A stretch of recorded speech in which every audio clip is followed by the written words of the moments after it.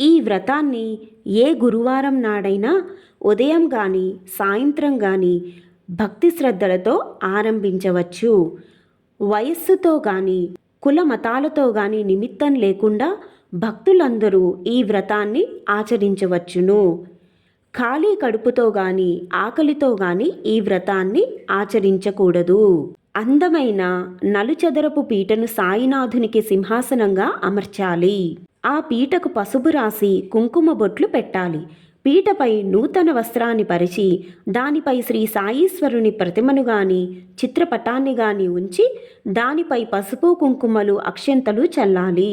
పూలదండను వేసి పుష్పాలు సమర్పించాలి. సాధారణ దీపంతో పాటు వేరే దీపస్తంభంలో అగరబత్తులు వెలిగించి సాంబ్రాణి ధూపం వెయ్యాలి. ఆ రోజంతా అగరబత్తులు వెలిగిస్తూ అదే ధునిలా భావించాలి. ఆ ధుని ద్వారా వచ్చే విభూతిని నుదిట ధరించాలి. పిమ్మట వ్రతం చేసుకుని వ్రతకథను చదవాలి. భక్తి ధ్యానంతో శ్రీ సాయీశ్వరుని ప్రార్థించాలి.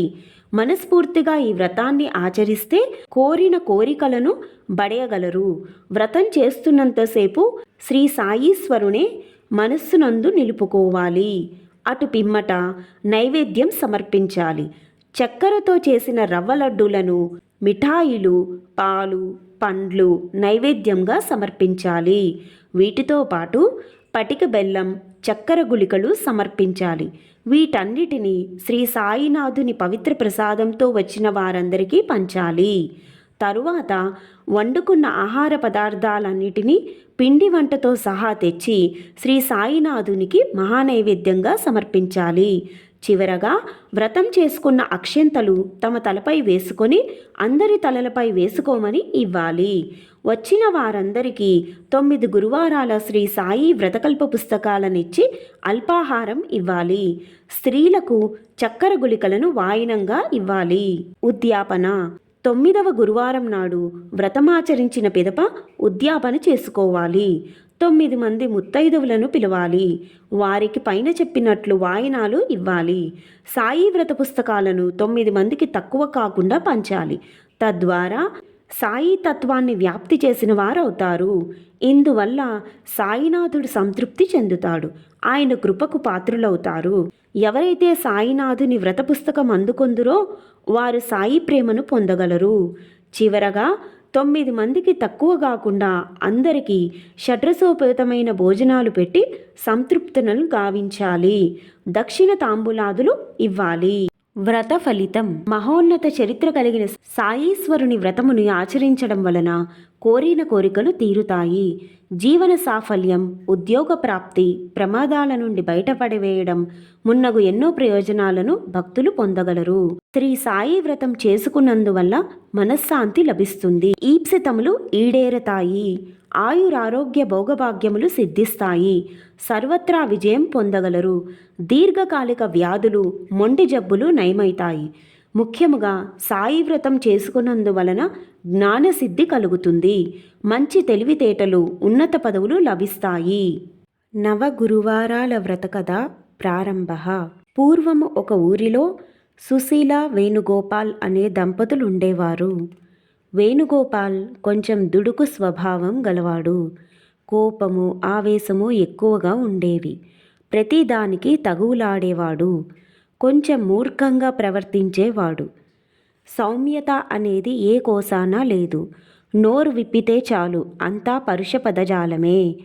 ఈతని భార్య సుశీల మాత్రం మృదు స్వభావి, శాంతంగా వినయంగా ఉండేది. సహనశీలి అయి నిత్యము పూజలు చేస్తూ ఉండేది. మంచి భక్తురాలుగా ప్రసిద్ధికెక్కింది.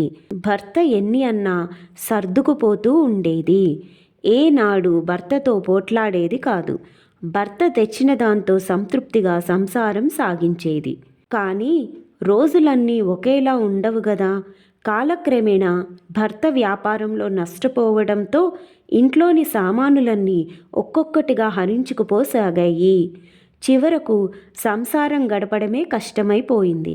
భర్త చీటికి మాటికి కసురుకోవడంతో సుశీల లోపలే చింతించేది. భగవంతుడా, మాకే ఇన్ని కష్టాలు పెట్టావెందుకయ్యా అంటూ ఆక్రోశించేది. ఇలా ఉండగా ఒకనాడు వాళ్ళింటికి భిక్షకై సాధు ఒకడు వచ్చాడు. సుశీల మోము చూసి, చల్లని తల్లి, చల్లగా ఉండమ్మా, కష్టాలు కలకాలం ఉండవు తల్లి, ఓర్పు వహించు, త్వరలోనే నీ కష్టాలు గట్టెక్కుతాయమ్మా, ఆ సాయిబాబా నిన్ను అనుగ్రహించుగాక, సుఖంగా ఉండు తల్లి, 9 గురువారాలు సాయిబాబా వ్రతం చేసుకో తల్లి, ఒక్క పూట భోజనం మాత్రమే చేయి, శ్రద్ధతో సాయి వ్రతాన్ని చేస్తే నీ కష్టాలు కడితేరుతాయి తల్లి అంటూ భిక్ష తీసుకొని ఆశీర్వదించి వెళ్ళిపోయాడు. సుశీల దిగులుతో సరేలే, ఇంకెక్కడి సుఖం, ఈ జీవితానికి సుఖం కూడానా, నా జీవితం ఇంతే, నా జీవితంలో సుఖమనేదే లేదేమో అనుకుంటూ బాధపడసాగింది. ఆనాటి రాత్రి నిద్రించే వేళ సాధువు సాయిబాబా వ్రతం చేసుకోమన్నాడు. ఒకవేళ ఆ వ్రతం చేసుకుంటే తమ కష్టాలు తీరుతాయేమో అనుకుంటూ పడుకుంది. రాత్రి కలలో బాబా దర్శనమిచ్చి, సుశీల, ఒక్క అడుగు నా వైపు వేశావంటే నేను 100 అడుగులు నీ వైపు వేస్తా, నన్ను నమ్ము, నాపై పూర్తి విశ్వాసముంచు, శరణాగతురాలివి కమ్ము అని ప్రబోధించినట్లయింది. అంతే. మర్నాడు ఉదయమే సుశీల లేచి నిత్య పూజానంతరం భర్తకు సపర్యలు చేసి సాయిబాబా గుడికి బయలుదేరింది. మందిరంలో సాయిబాబాను మనస్ఫూర్తిగా ప్రార్థించింది. బాబాకు నమస్కరించి, దయామయ, రేపు గురువారం నుండి నీ 9 వారాల వ్రతాన్ని ఆచరిస్తాను, కరుణించు స్వామి అంటూ మ్రొక్కుకుంది. అంతే. ఒక్కసారిగా ఒళ్ళు జలధరించినట్లయింది. ఎవరో భుజం తట్టి నేనున్నాను అంటూ ఓదార్చినట్లయింది. ఆ అనుభూతిని జ్ఞప్తికి తెచ్చుకుంటూ ఇంటి ముఖం పట్టింది. ఆశ్చర్యం! ఎన్నడూ మంచి మాటలాడని భర్త ఆనాడు, సుశీల, బాబా మందిరానికి వెళ్తున్నావంటే నేను కూడా వచ్చేవాడిని గదా, ఆ బాబా దయ ఉంటే మన బాధలన్నీ పటాపంచలైపోతాయి, ఉండు, నేనిప్పుడే బజారుకు పోయి బాబా చిత్రపటాన్ని కొని తెస్తాను అంటూ బయటికి వెళ్ళిపోయాడు. ఈ హఠాత్ పరిణామానికి సుశీల బిత్తరపోయింది. అంతా బాబా మహిమ అనుకుంది. మర్నాడు గురువారం నిత్య పూజానంతరం ఒక పీటకు పసుపు కుంకుమలు రాసి బొట్లు పెట్టి దానిపై నూతన వస్త్రాన్నొక దానిని కప్పి దానిపై భర్త తెచ్చిన సాయిబాబా పటాన్నుంచింది. పసుపు కుంకుమ అక్షతలతో బాబాను పూజించింది. దీప ధూప నైవేద్యాలతో షోడశోపచార పూజ గావించింది. అగరవత్తులు, సాంబ్రాణి, ధూపం వెలిగించింది. భక్తి శ్రద్ధలతో వ్రతాన్ని ఆచరించింది. బాబాగారు మంత్రించినట్లుగా భర్త వ్రతమయ్యే వరకు నిష్టగా అక్కడే బాబా ధ్యానంలో గడిపాడు. ఈ శుభ పరిణామానికి సుశీల ఎంతగానో సంతోషించింది. ఆనాడు ఒంటిపూట ఆహారంతో గడిపింది. సాయిబాబా గుడికి వెళ్ళి ప్రార్థించింది. ఇలా 9 గురువారాలు చేసి 9 ముత్తైదువులకు వాయన దానాలిచ్చింది. షడ్రసోపేతమైన భోజనాలు పెట్టింది. వచ్చిన వారికి నైవేద్యం పంచిపెట్టింది. అటు పిమ్మట తాను భుజించింది. సుశీల అత్యంత భక్తి శ్రద్ధలతోనూ నియమనిష్టలతోనూ ఈ సాయి వ్రతాన్ని ఆచరించటం వల్ల అనతి కాలంలోనే వారింట సిరి సంపదలు తొలుతూగాయి. భర్త వ్యాపారంలో బాగా పుంజుకున్నాడు. మంచి లాభాలు ఆర్జించసాగాడు. సాయిబాబా అనుగ్రహం వల్ల అతని స్వభావమే పూర్తిగా మారిపోయింది. మిక్కిలి సౌమ్యుడై భక్తి కలిగి పరోపకార తత్వంతో మెలగసాగాడు. ఇరుగు పొరుగు వారందరూ ఈ దంపతులను చూసి వారిద్దరూ సాక్షాత్తు ఆది దంపతులే అనుకునేవారు. వేణుగోపాల్, సుశీల దాంపత్యం ఎంతో అన్యోన్యంగా వారి వ్యాపారం 3 పువ్వులు 6 కాయలుగా కొనసాగింది. వీలున్నప్పుడల్లా సాయి వ్రతాన్ని ఆచరిస్తూ కాలం గడుపుతున్నారు. ఇలా ఉండగా ఒకనాడు వాళ్ళింటికి సుశీల చెల్లెలు ఆమె భర్త వచ్చారు. మాటల సందర్భంలో, అక్క, మా పిల్లలు చదువులో బాగా వెనుకబడ్డారే, తరచుగా పరీక్షలు తప్పుతున్నారే, ఇంతంత డబ్బు పోసి పిల్లల్ని చదివిస్తున్నాను, ఒక్క ముక్క అక్షరం కూడా రావట్లేదు వీళ్ళకి అంటూ మా వారు విసుక్కుంటున్నారే, ఈ గొడవలతో విసుగెత్తిపోతున్నానే, ఏం చేయాలో తోచడం లేదు అని అక్కతో చెప్పింది. బాధపడకు చెల్లి, అందరికీ బాబాగారు ఉన్నారు. నీవు వచ్చే గురువారం నుండి సాయిబాబా వ్రతదీక్షను పూనుకొని 9 గురువారాలు సాయి వ్రతాన్ని ఆచరించు. అంతా బాబాగారే చూసుకుంటారు అని చెప్పింది. అక్క చెప్పినట్లుగా సుశీల చెల్లెలు 9 గురువారాలు సాయిబాబా వ్రతాన్ని ఆచరించింది. భక్తి శ్రద్ధలతోనూ సంపూర్ణ విశ్వాసంతోనూ ఆ వ్రతాన్ని చేసింది. ఆ బాబాగారి దయ వల్ల మరుసటి పరీక్షలలో పిల్లలకు మంచి మార్కులు రావడం ప్రారంభమైంది.